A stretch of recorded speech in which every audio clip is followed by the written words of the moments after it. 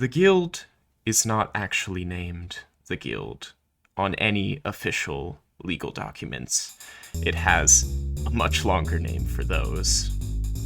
No, it's come to be known as the guild because of its infamous reputation. If you become a member of the guild, you have made it. As a guild member, you gain the title of Master in your field of expertise. Some particularly gifted individuals have even gained the title of Grand Master, though the method of promotion is hotly debated. The guild itself divides up into 3 different categories when it comes to titles. Experts are the most common type of guild member, making up about 90% of the members. Their title and status in the guild is based around a particular skill that they have built their life around. Emissaries make up an additional 9% of the guild members.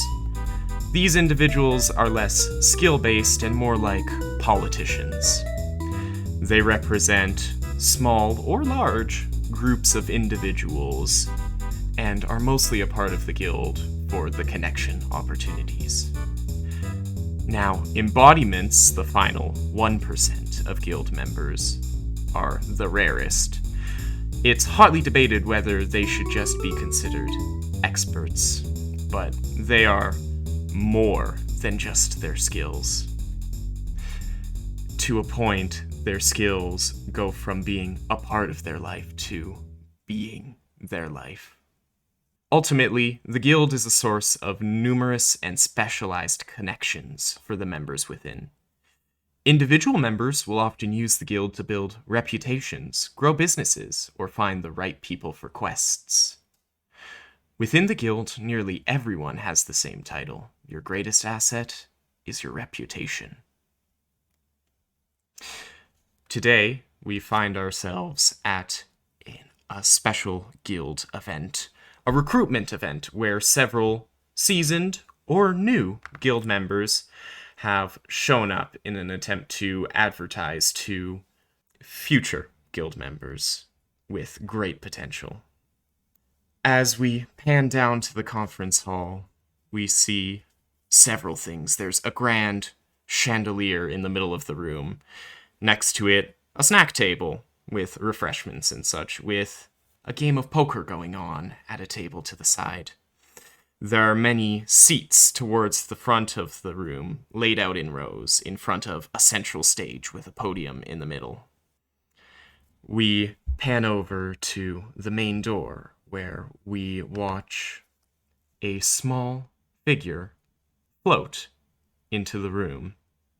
As they do, a small construct wheels its way up to them and says, "Please pose for your photo ID."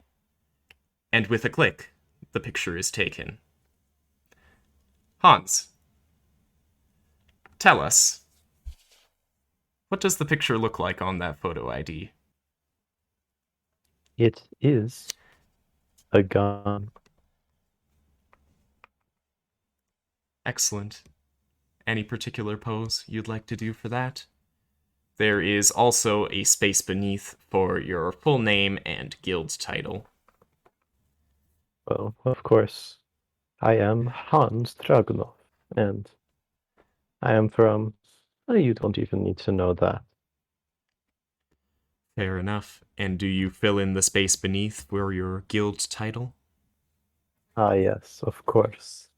You may know me as the ultimate gun, because, of course, there is only one. Fair enough. Hans, as you survey the room, you see many, many faces, all passingly familiar to you, but a couple stand out. Sitting at the games table, you see a blue Aarakocra, a drow, or dark elf, if you'd prefer, and a very tall and very wide in the ripped way elf, perhaps? Half-elf? It's hard to tell. Off to the side, with the snacks table, you see, for sure, just a small gathering of emissaries. There's a ghost who's very well dressed, floating in place. A beholder floating there in all its orb-like glory, along with a very pale woman in a Victorian dress. Towards the front of the room, you see up on the stage a familiar water genasi in clerical robes, with a human woman not too far behind her, wearing a trench coat. As for individuals, you notice scattered around the room with no real clique to go with, you see two separate people in either corner of the room. They seem to be hiding in the curtains that border the room and trying to keep a close eye on things. That is what you see, and I will give you a map so that you don't need to remember literally everything I just said. Much appreciated. So once again, with a bit less pizzazz to it, there is a games table. And Are there any shooting games? no shooting games. It I looks feel like they're playing a card game just off to the side. Fantasy poker would be your guess. There's a snacks table as well, off to the side. Towards the front of the room, there is, again, a familiar person with a human not too far behind them. There's two people hiding in either corner of the room in the curtains. Oh, and also, sitting in the aisle seats just in front of the stage, there appears to be a metal trash can? You can't quite tell at this distance, but it does catch your eye. A metal trash can catches my eye. Well, it's Interesting. peculiar. Okay. I would like to fast travel towards the metal trash can-like object at the moment. You'd like to go on over there? Yes, That sounds of good. course. As you get closer to the metal trash can-like object, you notice that it actually has one of these ID badges sitting in front of it. I say badges, they've kind of got a lanyard thing going on. Shortly after the construct took your picture, it kind of printed out a little badge for you. You could wear it as a lanyard or as a little badge if you'd like, but you notice that the metal trash can has one of these and seems to be humming softly. Hello, a fellow metal entity. Wonderful. What's your name? As you say that, the trash can, all of a sudden, a head pops on out of it with a sort of aperture camera eye, you know, one of those things that can dial in and out. Looks up at you, and it says, "Hans Dragunov, Master Gun. Pleasure to make your acquaintance." And it does a little bow with its head, and a little arm extends out with a clamp-like hand at the end to attempt to shake something. It doesn't seem to register that you don't really have a hand to shake with. Unfortunately, kind sir, I am but a gun. I do not have hands to shake, but you may pull my trigger. Don't worry, it is not. I'm not loaded at the moment. I cannot kill anybody with anything. It's fine. It looks up at you and says, "That would be a most honorable thing, an absolute pleasure to try to do that, Mr. Dragunov, though I would ask that you don't call me a sir. I am a ma'am." And she points down to her ID, which you now see clearly for the first time as she grabs forward to pull your trigger. On the photo part of the ID, you see this being that you now realize is a full-on Warforged robot. It has one clamp extended out in a kind of waving thing, and its aperture is half down, almost like those half-closed eyes you see in a sort of smiley picture. And below that, you see the name Model L3-E7. And you see that it's actually crossed out that name and just written in brackets, Leets. Below that, you see her title, which is that of the Master Warforged. You take all this in at a glance as she grabs you, not as gently as you would hope, though at the same time not aggressively, as gently as you can manage with clamped hands, and pulls your trigger to a click of an empty barrel. And as that happens, she makes a little happy robot whirring sound, like a sort of sort of deal, as an exclamation of glee. That was most exciting, Mr. Dragunov. It was indeed. I have never met a being like you before. She cocks her head. Truly, you've never met a Warforged? That's most peculiar, Mr. Dragunov. I thought you were well-traveled. I have been, but apparently not enough. Fascinating. I'll need to file away this information for later. And as she says that, her eye kind of flashes green, and she goes still for a second, almost like rigor mortis, totally still and outstretched, as it makes computing sounds like boop boop boop boop boop, ending with a ting. The information is now in my databanks. Excuse me, miss, but do you happen to know anything about my origins? I'm quite confused about it myself, but I think you as a fellow metal entity might know something about it. Well, Mr. Dragunov, well, you're quite infamous among the guild for being so mysterious. Many have theorized that you're a fellow Warforged. Though, I imagine if this were the case, like myself, you might remember your creator, yes? I don't think I do. Then perhaps it's not the exact same path, Mr. Dragunov, though I think it would be a fascinating line of study to try to figure that out. Not that no one's tried. I quite agree. I have tried quite hard myself. Thank you for your consideration. No problem, Mr. Dragunov. I hope you enjoy the rest of your event. I know you are a busy, gun. Yes, indeed. And she, extends out her hand for a handshake. Once again, not aware that you can't really shake a hand, but... Remember the trigger. Ah, yes, of course. Is this a greeting for you? It is a customary greeting and goodbye. I will remember this for later. Again, she goes completely still for a second. Ting! Thank you. And she grabs you by the trigger and clicks. Enjoy the rest of your event. You as well. And she waves you off. I think, in the meantime, our view pans back over to the front door, where yet another individual walks through this time instead of floating.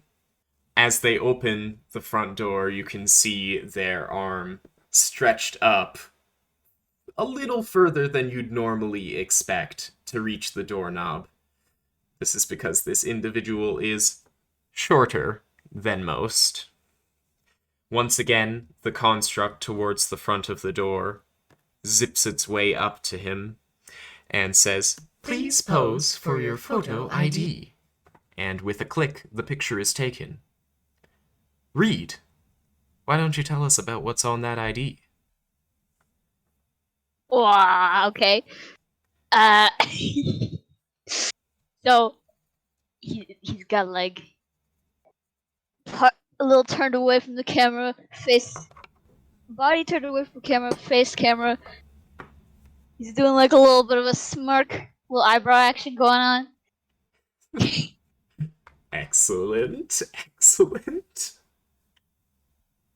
What is the other things? What about the text portions, like name and title? Ah, yes. Name, read Goodfellow.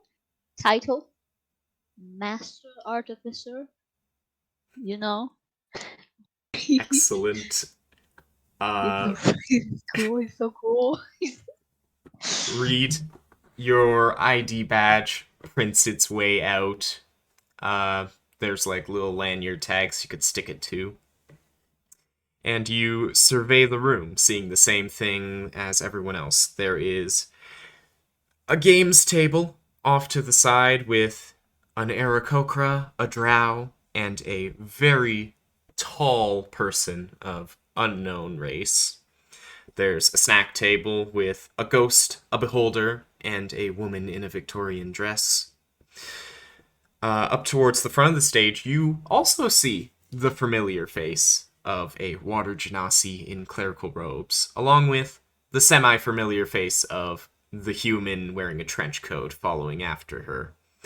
You also spot your good friend. Well, maybe good friend. I can't talk for the both of you. My bad friend. My friend who I despise. Your Oh, bad friend, Hans Dragunov, talking to what appears to be a little warforged. What you don't immediately perceive is the two individuals on either corner of the room trying to be all sneaky, watching everyone. So is there anywhere that speaks to you in the moment? Games. Games table. Games table. Okay. As you walk up to the games table, you see that the Aarakocra, or bird person, if you prefer, and the tall and muscular, you're gonna go with half-elf, might be your guess, appear to be locked in a very intense game of cards, with the drow just off to the side, elbows up on the table, hands under the chin, watching very intently the game that's going on. And you walk in on them mid-conversation as there is a bang, and all the cards kind of shift on the table as something seems to have hit it from below. And the conversation you walk in on goes a little something like, "Come on now, we're playing cards together. Could you get that weasel of yours under control? I'm concerned it's going to be looking over my shoulder, looking at my cards. We want a fair game now, don't we?" And this is the bird person talking. And across the table, you see this very muscular half-elf question mark look over at the bird person quite slowly, raise an eyebrow, and then he slowly ducks his head under the table and says, "Cat." And with that, a giant badger appears from underneath the table and, sort of like an actual cat, does a couple rotations around this guy's lap and then curls up and sits down, prepared for a nap. This is quite impressive, mainly because the giant badger is like 4 or 5 feet long. It is a large lad, but this guy's lap is equally large enough to accommodate. And as you walk closer, the drow points over in your direction and is like, "Ah, I think we have another visitor." As the Aarakocra turns towards you, his eyes narrow, as you can see the smile on his face visibly droops, and he says, "Oh, it's you." Ah, come on! What do you mean, man? Come on! Don't you don't you have room for one more? Come on! You know me. I like a good game. "Mr. Goodfellow, I frankly do not want to play a game of cards with you. Though, because this is a guild event and we must be civil for the new recruits, please take a seat." And and he gestures to a chair across the table from him next to the large, bulky fellow. And of course, this is the moment that you look down at that name tag and see a name there that you are quite familiar with. Posing in the photo for the ID with a gold piece between his taloned fingers, you see the blue feathered face of Mr. Wallace D. Martin, with Wallace's title just below, Master Merchant. As he waves you to the other side of the table, the drow deals you in and looks between the two of you and is like, "Oh, so there's a personal history of some sort here? Oh, that's certainly interesting." And in that moment, you catch a look at this figure's ID. You see this dark elf, gray skin, white hair, in a very neat part, standing in front of the camera with a bit of a shy smile and a little wave, a wave that doesn't make the hand go higher than like shoulder height, so just a little wave. Below, you see the name Inksy Belak, whose title is Master Traveling Musician. This is also the point that you notice there is a small mini organ that appears to be strapped to this fellow's back. And finally, as you find your way to the seat next to this very broad, very tall fellow, you get a good look at his ID, which weirdly sends a bit of a shiver down your spine as you read it. You see him standing in the photo, completely erect in his posture, as he gives a wide-eyed, almost death stare, but it's hard to tell the emotion behind it, dead into the camera. And below, you see the name and title, Busk, Master Milkman. As you draw closer, the giant badger looks up at you and makes a happy little badger sound, like a sort of chirrup, like a rrr. And it sort of brings its head forwards a little bit, looking for some scritches. Oh, you know I gotta oblige. And as you oblige this giant badger's scritches, you see that it has a little tag hanging around its neck, which you read the name Cat from just C-A-T, cat. And as you're scritching away at this lad, Wallace from across the table looks over and is like, Okay, enough distractions with that beastie. Goodfellow, I'll deal you in. And he passes you over 7 cards across the table.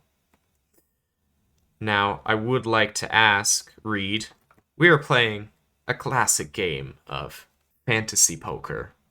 Ooh. How would you like to do this? Would you like to make any sort of roll? You look down at your cards, they are mediocre at best. How badly would you like to win? Ooh, I do like winning.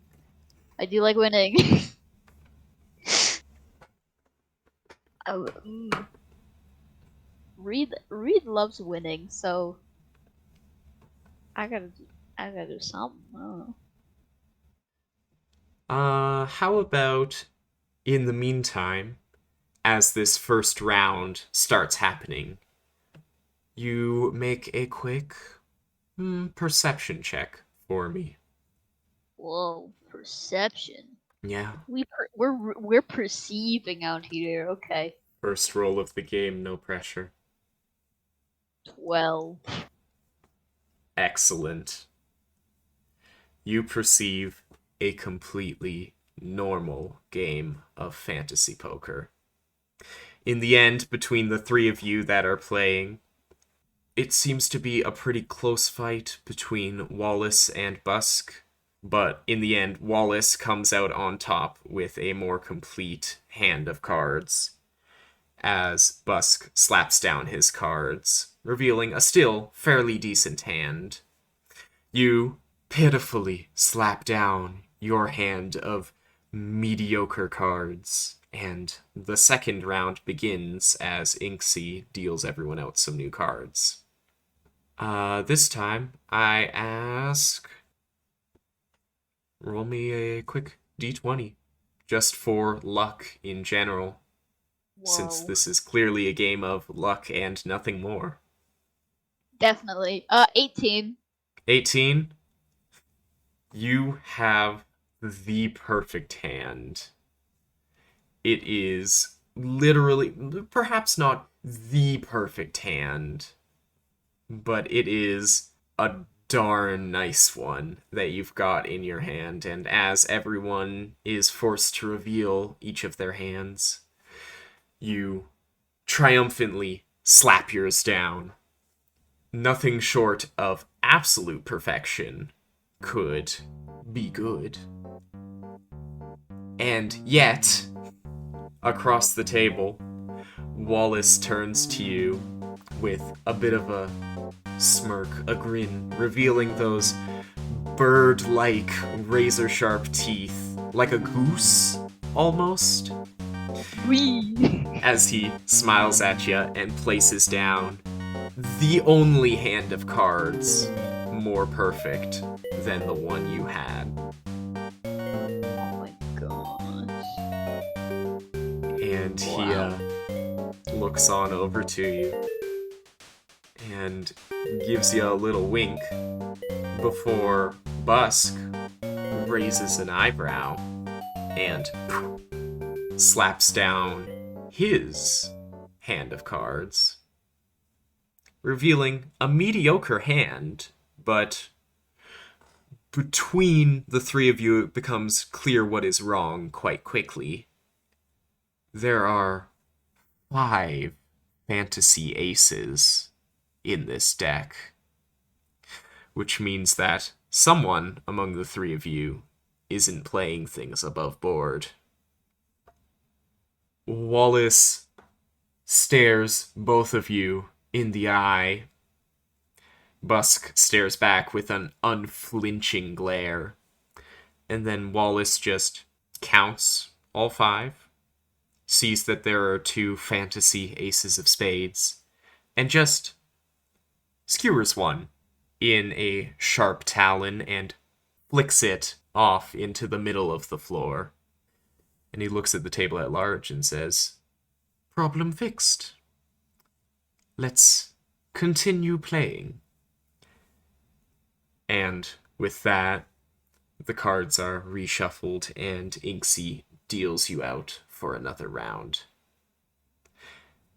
It is at this point that for a third and final time, we pan our way over to the front door, where we see a figure less so walk in and more so stomp/swagger in. They are significantly taller than the halfling that is Mr. Reed Goodfellow, but not the tallest person in the room. That honor probably goes to Busk.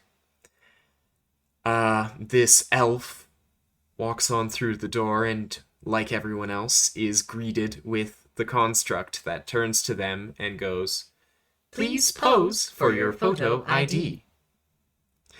A picture is snapped and the ID is printed out. Alyur, please describe for us what is on that ID. Well, basically, he just kind of crosses his arms and gives a smile. Not a friendly smile, a mischievous smile.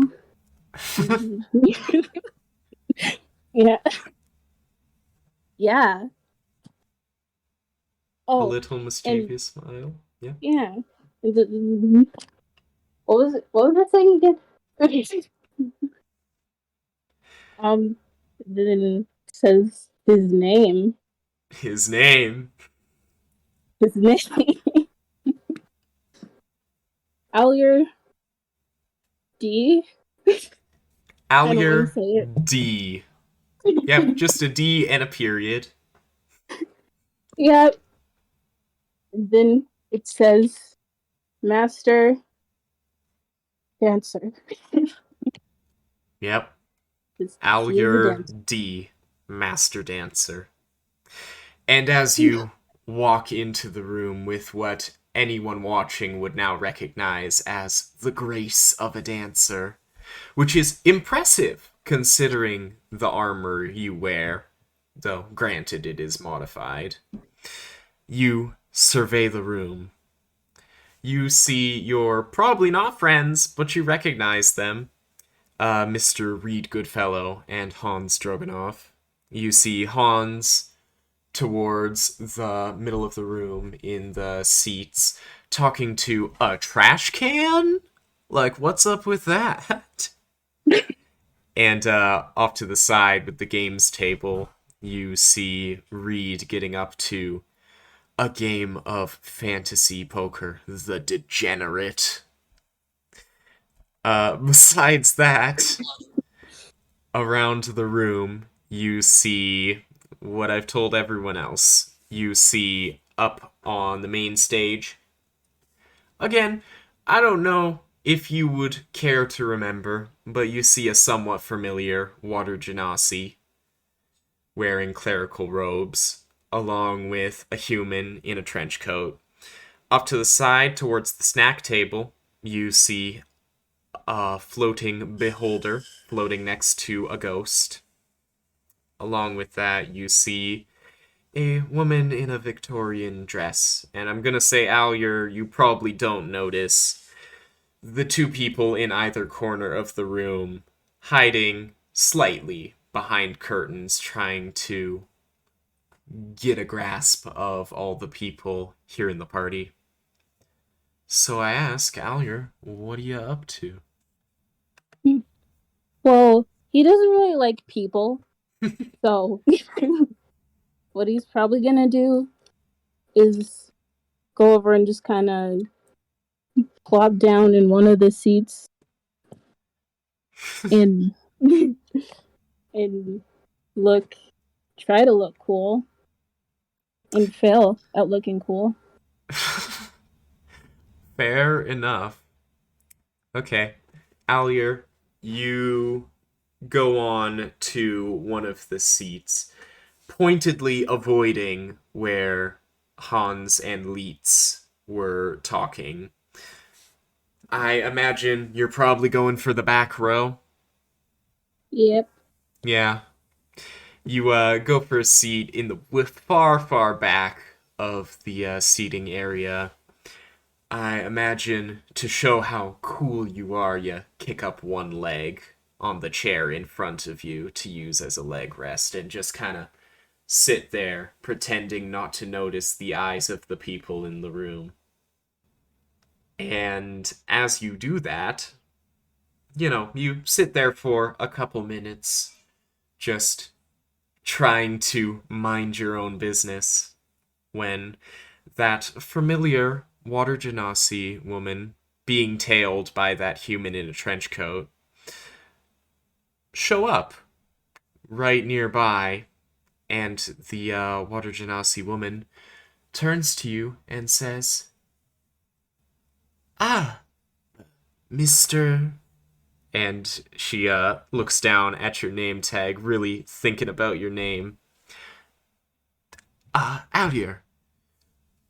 It's always a pleasure to see you at these sorts of events.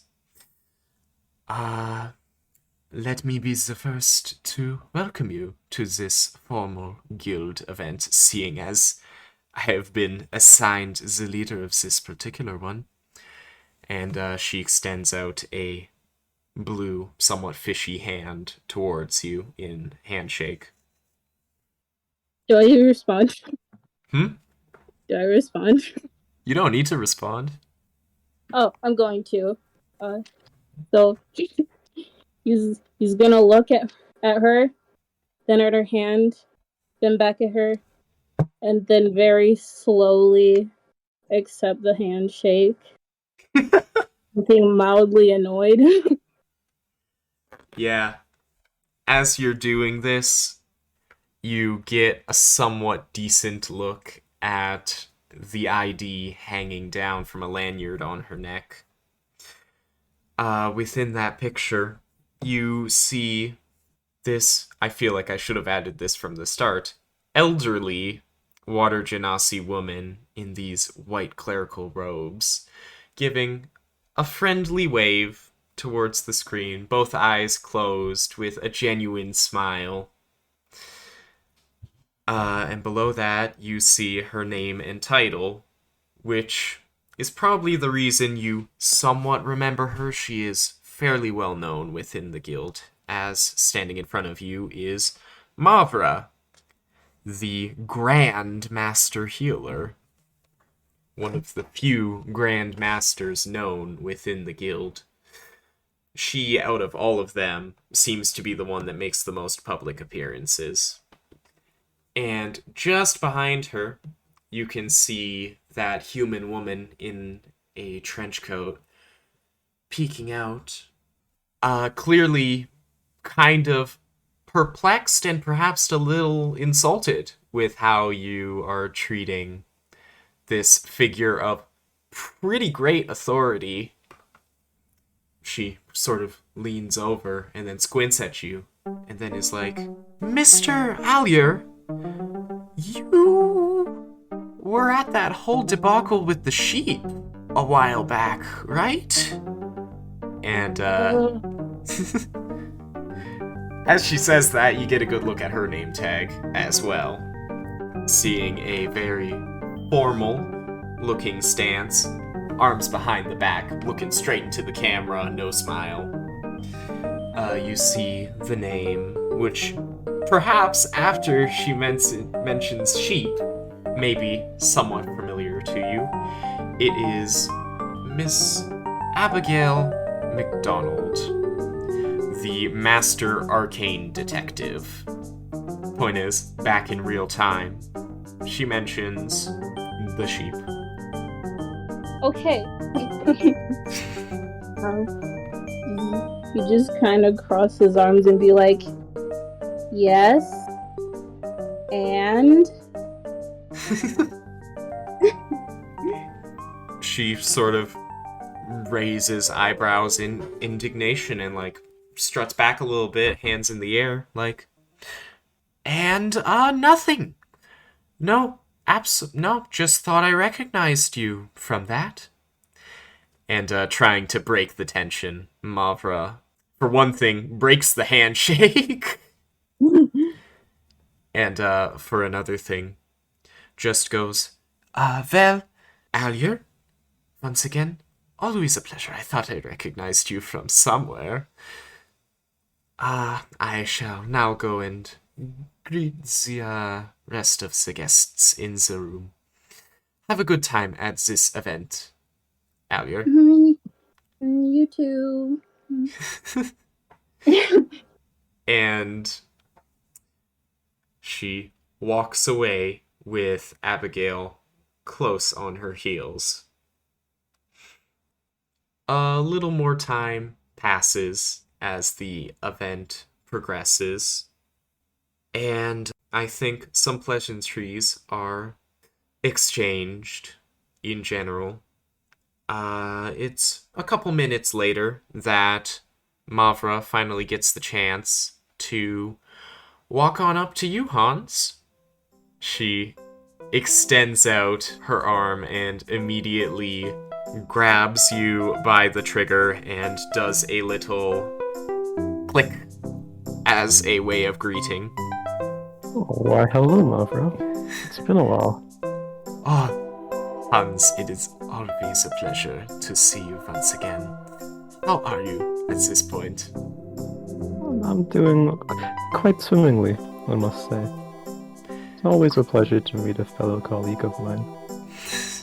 Always a pleasure, always a pleasure. And as she says that, Abigail, who is clearly just tailing the figure of greater authority, peeks on out and is like, "Hello as well, Mr. Dragunov." Hello, hello.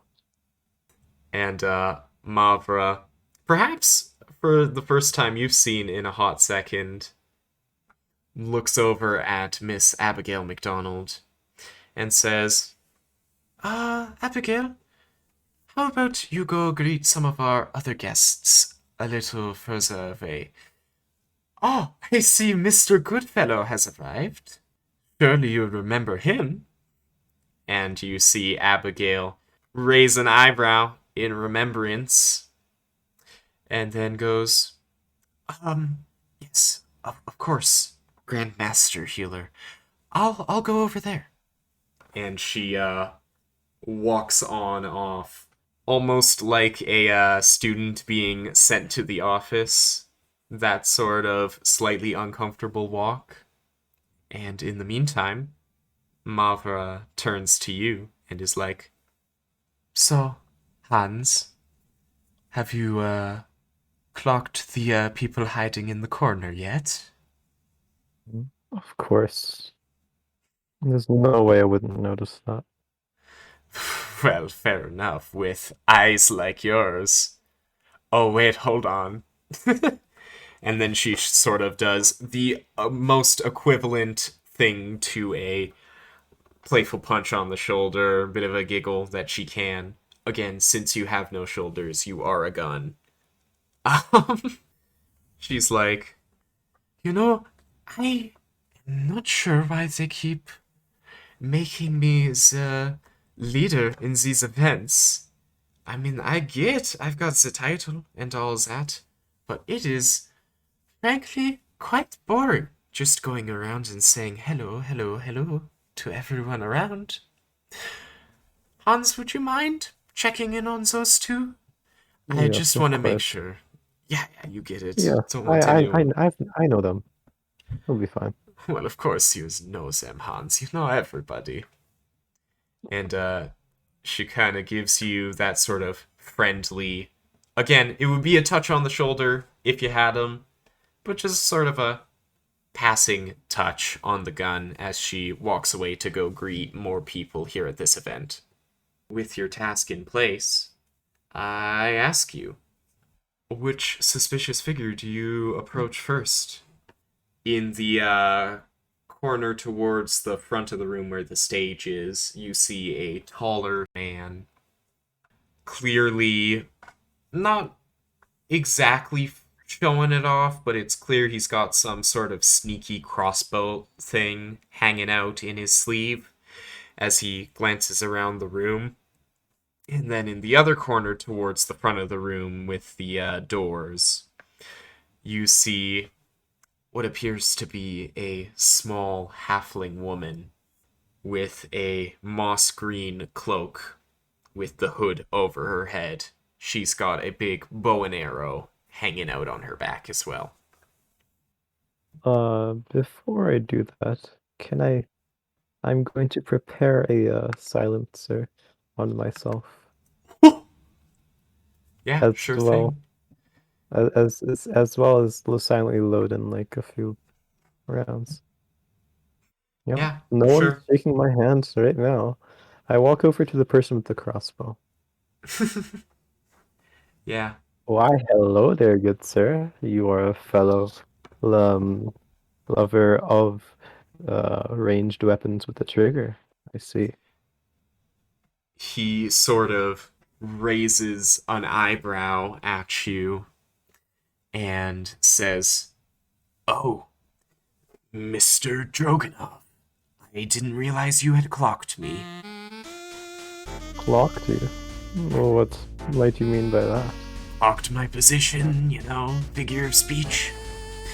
But, yes, very observant of you to also notice my, wrist-mounted crossbow, and he, pulls down his sleeve to reveal a little apparatus on his wrist with just a full crossbow bolt hanging out, locked and loaded. Do you have any extras? Those are super cool. Well, yeah, pretty cool, but I'm not sure how much use you could get out of it.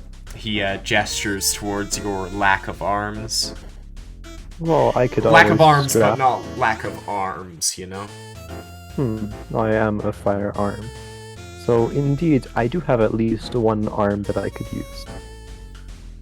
Well, Not an actual arm, you can use the barrel of my gun. It would fit there. It could be cool. honestly, fair enough. Mr. Dragunov, I do respect your work. I've got a guy who, gives me these sorts of specialized weapons. I'm sure if you remember my line of work, it makes sense. I could get you in contact. He is, of course, a fellow guild member. Yes, of course. Please do. I'd Yeah, like to speak to him again. and, this man takes out a slip of paper and starts writing down a name for you.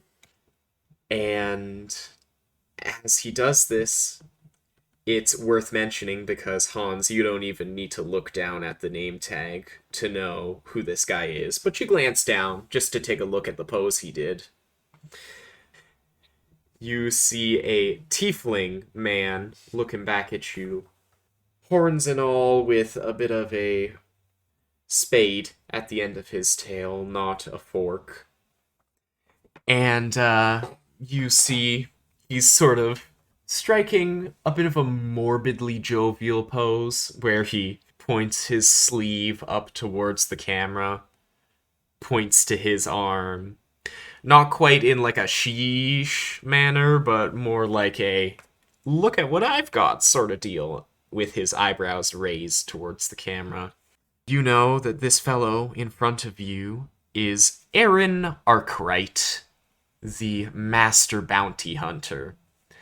A guy who, much like yourself, is quite familiar with weapons.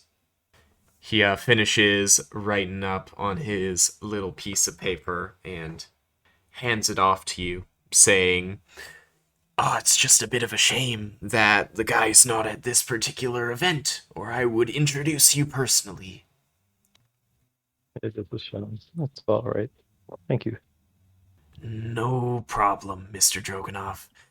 Now, in the meantime, I would like to go back to watching the room at large. I'd appreciate if you didn't come back over here so as not to draw attention to my location. Alright. Yep, with that, he gives you a bit of a friendly, if slightly annoyed wave away. And I imagine you start working your way over to the other side of the room, where there is yet another figure hanging out in the corner. But with that, in the meantime, I am going to switch back to Mr. Reed Goodfellow. You've been playing cards for a while now, trying to catch one or both of these guys slipping. You want to check, make sure they aren't cheating or anything. Got to keep things above board for a friendly game like this. When all of a sudden your deep thinking is interrupted with a sound that sounds like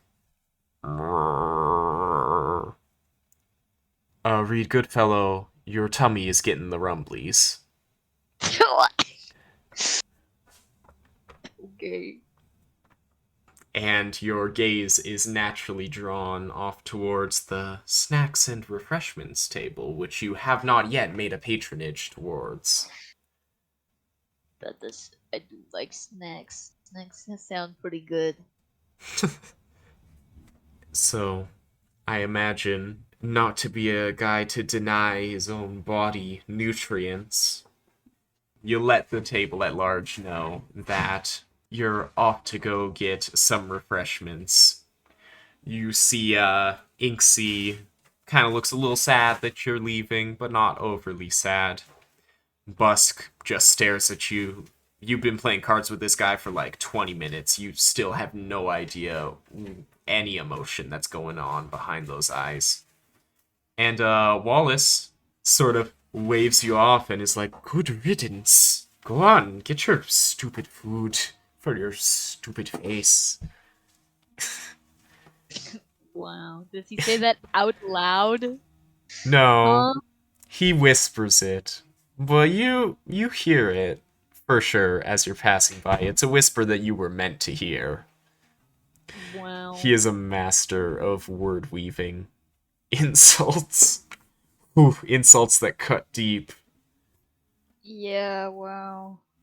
But yeah, you make your way on over to the snack table, where you catch a couple of people mid-conversation. Again, probably the strangest group here, visually. But, like, come on, you guys are in the guild. You've seen weirder. You walk up to the group, which is composed of a lady in a big dress, a beholder, and a ghost. And you catch a mid-conversation as the ghost turns to these other two and is like, "I don't know why I spend so much time here at the snack table. The stuff goes right through me." And to demonstrate the point, he takes an egg roll off of the table, puts it directly down his throat, and there's just a quiet as it just That's it hits not very quiet. it hits the floor with a thump. That's crazy. Yeah. A little bit of spectral humor for you. And as he says that, you see the beholder's eye, the pupil kind of dilates a little bit. And he goes, "Oh, I haven't tried the egg rolls yet. Are they any good, Mr. Beauregard?" And the ghost turns to him and is like, "Stanton, my friend, these egg rolls, if I could taste them, I'm sure would be most excellent." And with that, the beholder needs no more encouragement, goes on forwards and takes like a half the platter. Being a large Orby fellow with a large mouth, he does need a larger portion of snack. And you see the lady wearing a dress sort of looks at these two and like scoffs a little bit. It's like, "Oh, I would never eat such a food. Commoner's food, that is. Look at the grease. It's practically dripping off of your body, Stanton. Unbelievable." And you see on her plate is a tomato. Not a full-size tomato, like just one cherry tomato that you see she's been working away at with a knife and fork. It is at this point that as you approach the snack table, these three clock that you have arrived, and it's the beholder who turns to you and says, Mr. Goodfellow, I believe?" That's my name. Yep, that's me. "Oh my, absolute pleasure to make your acquaintance." And he kind of floats down closer to the ground to be eye level with you, which you understand is meant to be a friendly gesture, but like, this is a big eye. It comes off as a little bit intimidating as he extends a tendril with an eye at the end of it towards you, presumably offering for a handshake. Okay. Shaking that. The eye blinks Ooh. as you shake it, and it looks at you. And then he snakes the tendril away and is like, "Oh, well, I've always wanted to meet you. It's such a pleasure to finally make your acquaintance. I've heard so much. And this is the point that as he's rising up, you see the lanyard with the name tag hanging out towards the bottom of his body. Which is where you finally get the name and title of this guy.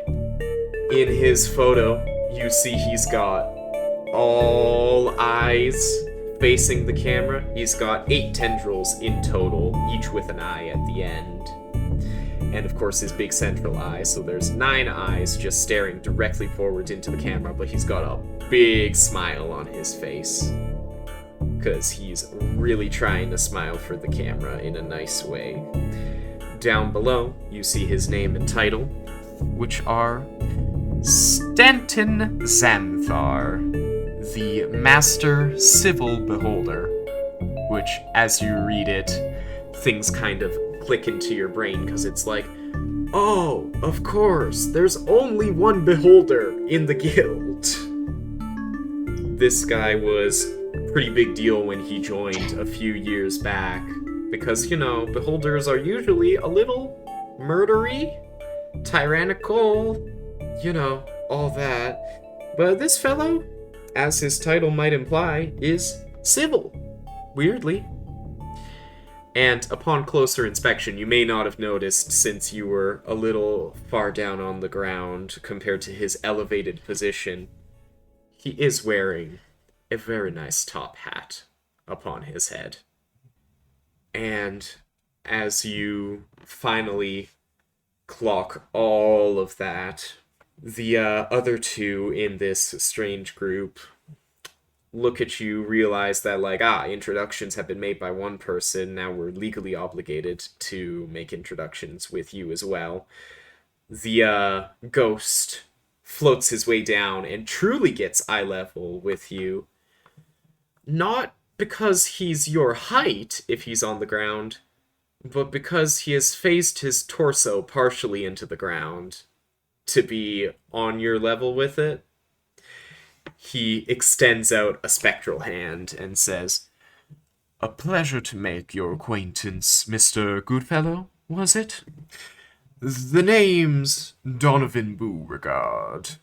And he extends out his hand. I will attempt to shake. I don't know if it will work.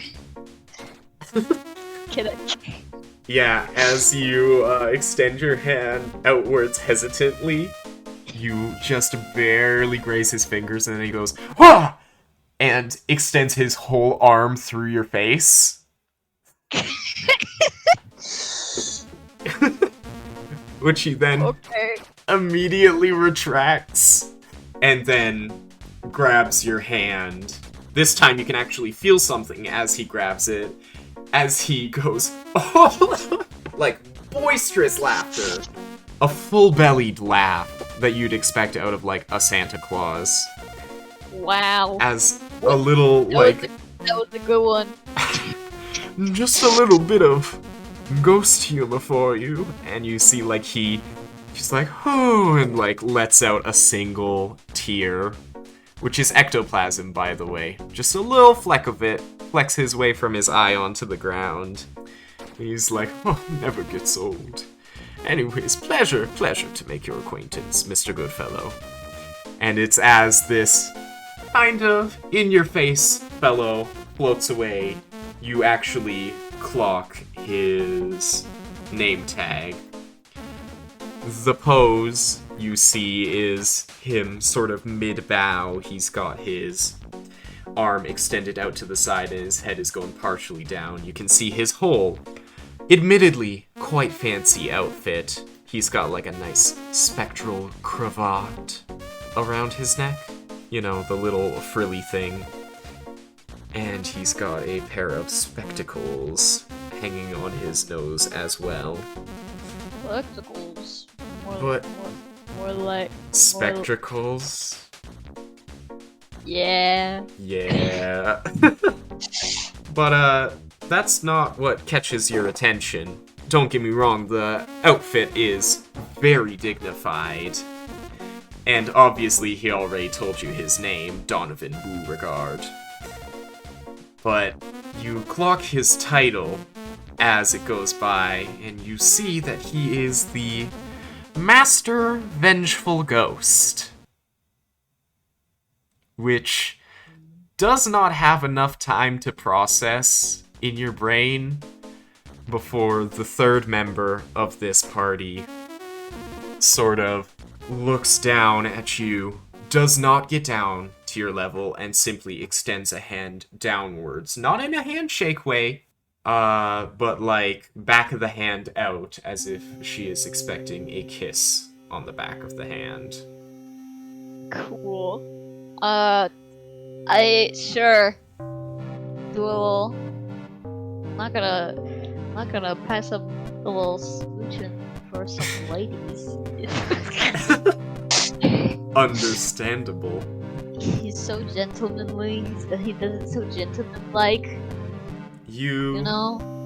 I'll admit I'm tempted to make you roll for it, but I don't think I will. He doesn't need a roll. He's got practice. He practices kissing. He knows what he's doing. He knows what's up. Yeah.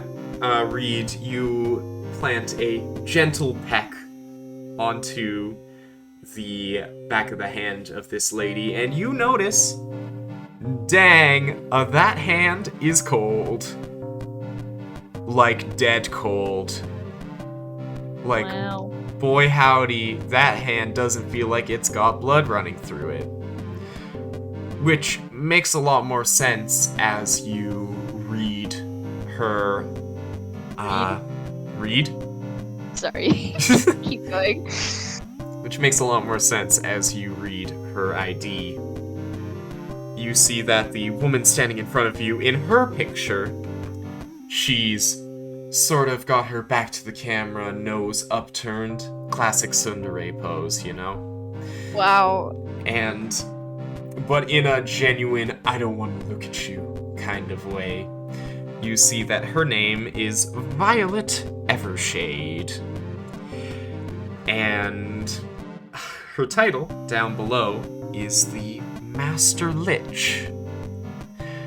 Which, honestly, makes a lot more sense. Again, immediately after your brain has to process the Vengeful Ghost thing, it seems like the word Lich is a lot easier to swallow, because it's like, oh yeah, okay, so you're just a semi-undead abomination to life itself. You're like a middle finger in the face of any deity that wishes to take a mortal soul after its time. That's cool. That's nice. I don't know if Reed would have those thoughts exactly, paraphrasing. He does not care. Cool. But yeah, the woman standing in front of you, this is the moment you notice, oh yeah, okay, that is unnaturally pale and slightly gaunt, and ooh, that's a nice pendant around her neck. This is the exact order that you notice these things. Wow. But yes, as she puts her arm back in place, she says, "Yes, a pleasure as well to meet your acquaintance, Mr. Goodfellow. Now, grab your snacks and, along with you, I am making important diplomatic relations at the moment." And she turns away from you and turns back to the conversation. And you see the other two that are there are both like, kind of like, what the heck, man? You know, he could join the conversation, but then they both shrug and go back to conversing with her. Okay. So, I do ask before we wrap up this particular scene, what is Reed pilfering from the snack table? I mean, what is there? What is the... Snack foods.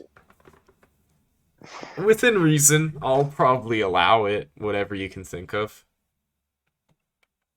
Just like a bunch of loose pieces of deli meat Understandable. Yeah, on like a plate. You grab one of the fantasy paper plates and head on to the charcuterie board. It's just the meats. Yeah, and it's adjust the meats. Yep, so after you take your plate, you walk on away back to where you were. Our view shifts back over to Mr. Alyur, who, Oh, I don't know, it's been a hot second now since anyone has talked to you. And much figure. like Mr. Goodfellow, you hear it, the sonorous voice of your body. You hear it as it goes. damn it. Okay. Alyur, your tummy is getting the rumblies. Mm. Now, you of course sneak a glance towards the snack table. It looks like, in a stroke of absolute luck, the three people hanging out by the snack table appear to be totally enraptured in conversation with Reed. Like, a thought strikes your head. It's like, oh, I could totally just sneak on over there, grab some snacks, sneak on back. Epic. So, Okay. So, I'm gonna stand up and just kind of slowly saunter over and try to avoid any and all eye contact with these people. sounds good, sounds good. Yeah, as you saunter your way over, it seems like they don't notice you go by. What snack are you grabbing? I don't know. Vegetables. Hmm. Yeah, you go on to, you see, luckily, it's the side of the snack table that's totally opposite from where all the other people are. You just go on over, get a plate, slap some carrots and turnips and cucumber slices and maybe some hummus Swaggy. on there. But then your day is ruined. As from down below, underneath the table, you see a head pop out from the tablecloth, looking up at you. And a voice says, I remember you. You see a possibly elven woman whose skin is completely made out of wood. She's got what appears to be like a big mushroom on her head. It's unclear on if it's like an actual biological thing or if it's just a cool hat. And she stares up at you with eyes that look a little too bloodshot to be natural. And you recognize this figure immediately. Only because she was at least somewhat present during the sheep debacle. This is Athena Maplestorm, the master herbalist. And you see she kind of starts extraditing herself from underneath the table and stands on up to her full height, which is about eye level with you. And she looks at you and is like, no greeting for a former associate? Hi. Hello. And as she says that sort of breathy hello, you see just a couple spores come out of her mouth. And she extends out a wooden hand for a little handshake. He'd annoyedly shake her hand and then kind of narrow his eyebrows a bit. Be like, so what were you doing under the table there? Everyone knows that mushrooms don't grow best in full sunlight. They need a little bit of darkness. So you're growing mushrooms under the table. Just take a look. And she lifts up the tablecloth. and you take a peek, and you see down there, for one thing, the air is thick with what you hope are spores. And you see just some loose soil down there on the ground with, a couple of mushrooms just chilling there. She maintains full eye contact with you as her hand reaches behind her to the vegetable side of the table. She grabs a bell pepper and just chomps like half of it. Again, maintaining full eye contact with those bloodshot eyes. Uh-huh. Why? Don't you just admire them?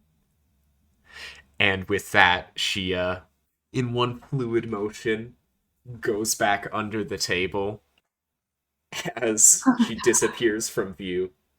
Why did I ever agree to this? Fair enough. And with that, Alyur, you realize the coast is clear. You can work your way on back to your seating spot with vegetables in hand, just slightly shaken by this peculiar encounter. Lovely. And finally, we head on over to Hans Dragunov, who, for one thing, you witness a lot of this go down. Like, you totally see Reed making introductions at the snack table. You see Alyur talking to the familiar face of Athena Maplestorm, who, she's strange. And you just keep walking past towards the corner of the room, where the final figure you can see in this room sits in the corner, hood drawn over her head. Oh, what do you do? Hello there, fellow armed person. Is that the right way to put it? I mean, bows and guns are both weapons that are ranged, and I like that. That's cool. She kind of looks up at you. She's been tracking you walking towards her this whole time, but she looks on up to you and is like, "So you can see me in this corner?" No, I can see the wall behind you. Yes, I can see you in this corner. Dang nabbit, I didn't hide myself well enough this time. Knew I should have gone for the ceiling rafters. Hey, those are a good spot too. I like those. Good place Yeah. to sleep. I mean, you seen that chandelier up in the middle of the room? You could hide like a solid 5 people up there and no one would ever know. Yes, one for every candle. Exactly, you completely understand. I believe we are like-minded people. She extends out an arm. It's a pleasure to make your acquaintance. The name's Azalea Greentrees. Pleasure to meet you as well. Make sure to click the trigger. That is the way, because I have no hands.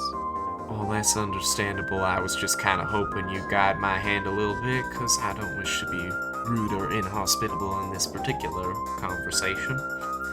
She grabs you by the trigger and does a little...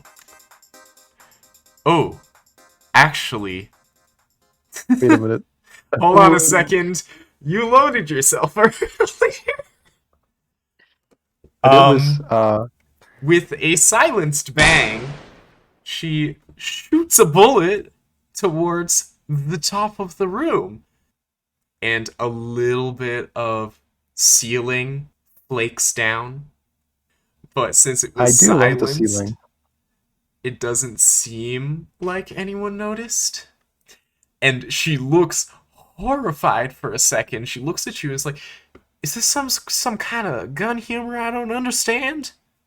Don't worry about it. That was supposed to happen. See, we were just talking about ceilings, so I just wanted to get a bit for myself. A fellow guild member. You're lucky I was pointing to the ceiling, my friend. Are you my friend? Excuse me. I don't know who are you calling me an it?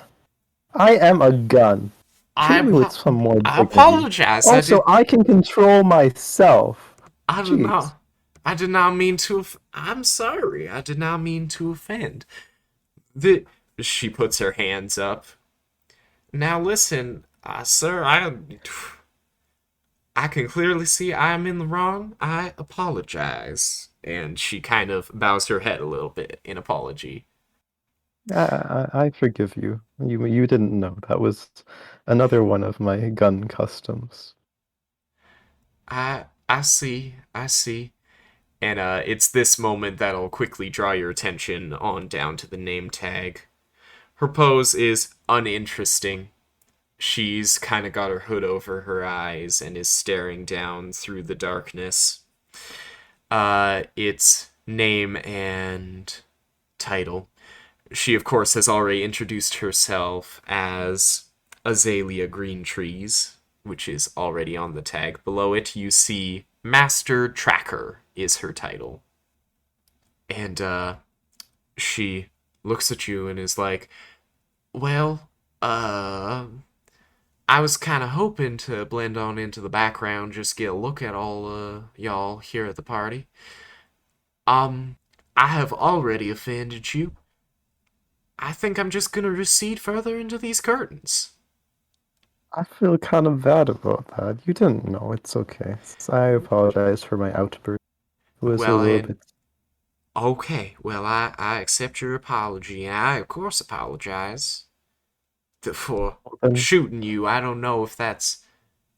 I don't know what part of the body is your gun. I don't know if that was, like, throwing up or something. Human anatomy doesn't apply to me, my friend. And we are friends now. Don't worry about it. We're friends? Okay. Pleasure. Okay. I'm just gonna go then. And you see she just kind of takes the curtain behind her and just starts scaling on up it. It looks like she's heading up for the rafters. The rafters are a good spot. Mm-hmm. Okay. And with that, you have met and said hello to every person in the room. That is almost every person in the room. A short 60 seconds after, Hans, you have this conversation, the main doors to this room shut violently with a bang, and all of the open windows towards the top of the rooms are closed in a flash. The room is in complete darkness. As everyone stops, there is a rabble of that sort of panic talking that people do when there's a completely dark room suddenly. And then the silence is broken by a crash that fills the entire room with its booming echoes. And in an instant, the shutters of the windows are drawn open once again, flooding the room with light, to reveal that the chandelier has fallen down to the ground, and there appears to be a figure hanging out just underneath that chandelier. It's unclear if they've been crushed by it, or if they were just nearby. It is a full human skeleton. And that is where I shall leave today's session.